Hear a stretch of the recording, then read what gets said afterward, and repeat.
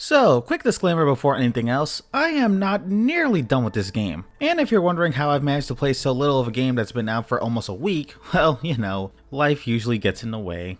As for why I'm making a video on a game I've only completed about 5% of, besides trying to be more consistent with video making so that the giant conglomerate can actually notice my growing channel and I can stop doing at least one of those things, notice me, you son of a bitch, notice me! I've been enjoying this game so much that I wanted to make a video on it. But I also didn't want to rush through a game that's a sequel to one I spent 150 hours on. To be fair, I have done something similar with Metroid Dread before and finished the entire game, but also that has a reward for finishing the game in under 4 hours, so we're kind of comparing apples and oranges here.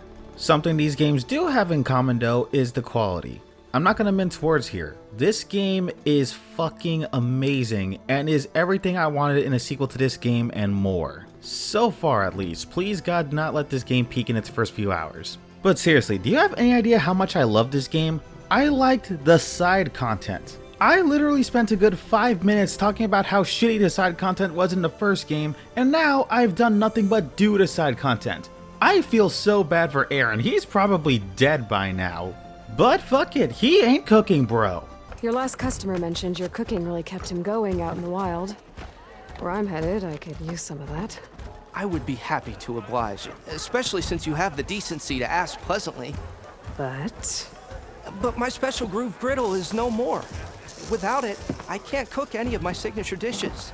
I've only known Cooking Bro for 3 days, but if anything ever happened to him, I would kill everyone in this town and then myself. The side content in this game already feels so much better than Horizon Zero Dawn. I mean, God, the game is basically telling its own narrative about this one town through the side content. In the first game, practically none of the side content connected. Here, almost all of it feels like it's connected. It's great, and that's not even getting started on all the random stuff you find around the world. I thought the world was impressive in Horizon Zero Dawn, but nope. This game makes that look like a sandbox. It's so much bigger, there's so much more to explore. The machine animals have to ride like 10 times faster just to get from one area to another. Climbing up a mountain actually feels like you're climbing up a mountain instead of just grabbing onto random yellow spots that are on the mountain for some stupid reason.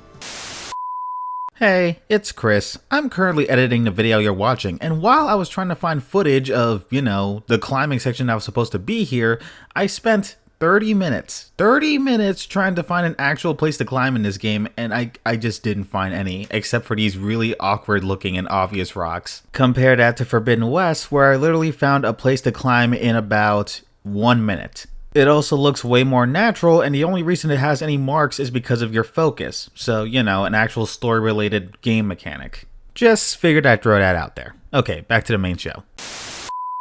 There's like cave systems. There's an entire underwater cave system. Like you have to dive deep down, and then they said, hey, sorry, you can't explore any further. You don't have the right item, gotta go back. And I'm like, you get to go back to areas with new items and explore more stuff? I can't remember a single thing in the first game that had that. That's awesome. And what's funny is at first the game doesn't seem like it's going to be nearly this cool. The game starts you off in this small area where everything is super linear, and I'm like, alright, well, that's fine. It's starting out, plus everything still looks good. There's still some areas to dive in. The new robots are pretty neat. Plus, the boss of this area is a giant robot cobra that spits acid at you, and you only fight after dropping an entire spaceship on top of 3 of them. So that's cool, but okay, what's next? Where's my giant open world? Apparently nowhere, because right after you go to an area from the first game and just sort of chill out with some old characters for a little bit. And I'm like, okay, fine, that's cool. But at this point, I was starting to be scared. Keep in mind, I had seen none of the advertisement for this game except for the reveal trailer and that one gameplay trailer. That's it. Everything else was a complete mystery to me. So for a second there, I was legitimately worried that this entire game was going to be a bunch of kind of big areas connected by cutscenes or travel spots or something. I was trying to make myself feel better by saying, I mean, hey, look at that. The skill list is pretty big, and look at the machines. Like, there's 40-something machines? That's awesome. But deep down, I was kind of disappointed. And then the actual game gets started literally by showing just how big the new open world is. It's so big, mind you, that all the stuff I've done so far has only been in this part of the map. Yeah. Also, this game has its own version of Fight Club that makes the melee combat with humans considerably less boring, and they have a tabletop game. And if you aren't smiling at the fact that this giant world full of killer robots has a tabletop strategy game, frankly, you have no soul. This game is so good so far that I might actually not stop playing it for Elden Ring. Actually, you know what? I think I'm just going to alternate every day.